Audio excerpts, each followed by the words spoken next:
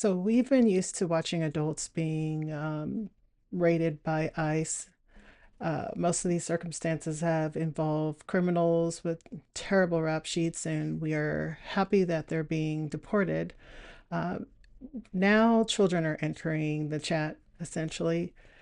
And in the recent raid at the cannabis farm in California, 8 children were found working unsupervised in these farm conditions where weed is growing. And it is just upsetting and heartbreaking to see that this is essentially where our country has landed itself.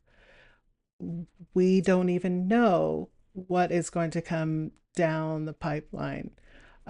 This is just, I believe, the first of many um, stories that we're going to start hearing as they do go through and start raiding these companies and saving these children, essentially, who have gone under the radar, who came to this country supposedly having sponsors to look out for them, um, essentially under Joe Biden's rule of just letting them in quickly without vetting sponsors to see if they had any connections to trafficking.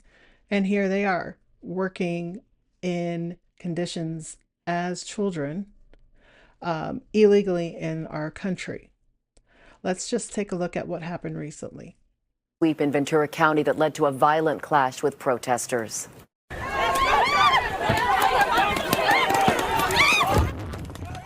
Federal agents say they found hundreds of migrants, including 8 unaccompanied minors, working at a cannabis farm. More demonstrators showed up as word of the raid got out. Things got heated and some protesters threw rocks at officers. The National Guard was called in to control the crowd. At one point, tear gas was fired at protesters. At least 4 people were taken to the hospital for treatment. Another confrontation between federal agents and demonstrators erupted at a separate cannabis farm about 30 miles away in Santa Barbara County. The facility is owned by the same parent company. A congressman representing the area says he was blocked by agents as he tried to gain access to the farm during the raid. This is overkill. It's political theater by the Trump administration. It's ridiculous. It's deplorable. And again, they're not going after criminals. They say they are, but this is a clear example that they're not. DHS confirmed to KTVU the marijuana farm at the center of the raid is now under investigation for child labor violations. This could lead to charges of human trafficking or smuggling. Let's get some insight on how immigration enforcement is affecting California's agriculture industry by turning to Patricia Ortiz, directing attorney at the California Rural Legal Assistance. Thank you so much for joining us. Yes. In this case, there were undocumented children working in the fields. How does that add to the complexity of this case? I think this administration has been using undocumented children as an excuse to engage in enforcement actions.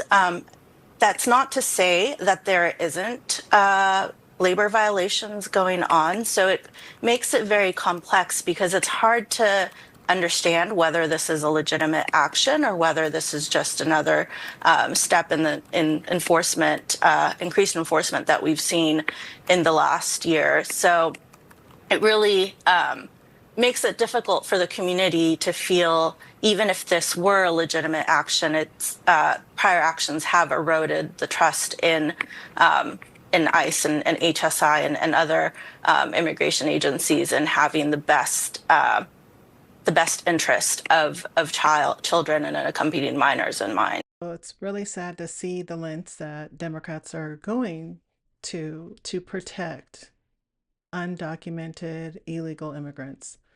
That government official did not mention the children at all. He was more upset about ICE. The attorney upset about ICE, obviously upset with Trump. She understands that the children being there is a big no-no. However, she's not going to come out against it fully. And the question is what type of country do the Democrats want? Do they want children from other countries coming in, doing these hard laborious jobs? And what are we as adults supposed to do? Sit back and consume these things with no paychecks, no money coming in. Like, what is the end goal? Just to flood our country and have people here, open borders, and then children doing the work. That's very disturbing. Um, that's not on brand with what President Obama was speaking about. I actually have a clip here. Let's take a look. In recent weeks, we've seen a surge of unaccompanied children arrive at the border, brought here and to other countries by smugglers and traffickers. The journey is unbelievably dangerous for these kids. The children who are fortunate enough to survive it will be taken care of while they go through the legal process, but in most cases, that process will lead to them being sent back home. I've sent a clear message to parents in these countries not to put their kids through this. I recently sent Vice President Biden to meet with Central American leaders and find ways to address the root causes of this crisis. Secretary Kerry will also be meeting with those leaders again tomorrow. So Obama saw this for what it was. It was a trafficking tactic, and he was not going for it. I will say he may not have had the best policies, but the deportation, he figured it out when it came to the minors. Not sure what happened to Joe Biden and why he dropped the ball here. You know, obviously something mentally was going on, and who knows who was making these decisions on his behalf. But I will say that it is refreshing to see President Trump take the reins and pick up where Obama left off, stating that we need the minors to go back home. So let's take a look at that. Story News Nation has covered for years. Children crossing the border all alone, no parent, no guardian. The children often with nothing but an address or phone number written on their shirts with a marker and a glimmer of hope they'll see their parents again. And now the White House is asking immigration agents to track down hundreds of thousands of these children and then remove them from the U.S. Border correspondent Allie Bradley joins us live. So, Allie, what does the fate of these children, what does it look like? Yeah, hey, Nicole, we're talking about roughly 600,000 unaccompanied children that have come into the United States since 2019. Now, the vast majority of them, we're talking about around 540,000, they came in under the Biden administration. And now ICE officers are being directed to go and find these unaccompanied children. Now, here's the deal, though. When people hear the term unaccompanied minors, automatically kind of think about really, really young, tender age children. But here's the reality here. The majority of these unaccompanied minors that we're talking about, 61% of them are young men between the ages of 14 and 17. So where are they from? The majority are from the Northern Triangle. About 81% are from Guatemala, Honduras, Mexico, and El Salvador. 19% are from other countries. Now, we talked with retired Homeland Security Investigation Special Agent Victor Avila about this, and he says a lot of times these unaccompanied minors aren't being honest about their age, and he says more vetting needs to be done. I think now the pressure is on to identify these individuals, to not take it for granted that just because of their age, they're good to go. A lot of them, by the way, are 19 years old, 18, 19, 20, that look very young. We don't know their identity, and they come across pretending to be a minor because one of the things that I encountered a lot on the border was that they knew that if they were a minor, more than likely, and there was a very high percentage here, that the assistant U.S. attorney would decline to prosecute. And that's very true. So this is a story that we've been covering for years now. We've interacted with several children who came over unaccompanied. We're looking right now at some very young and very scared children. These two little girls, ages 10 and 7, they're from Ecuador. They're crying out for their mother, who was in Dallas. Now, I met them in Arizona. I walked with them to the border truck. I brought them snacks. I even asked the agent, what are the chances that these little girls will be reunited with their mom? He said, sadly, the chances are slim. The note cards often lead them back into the hands of traffickers.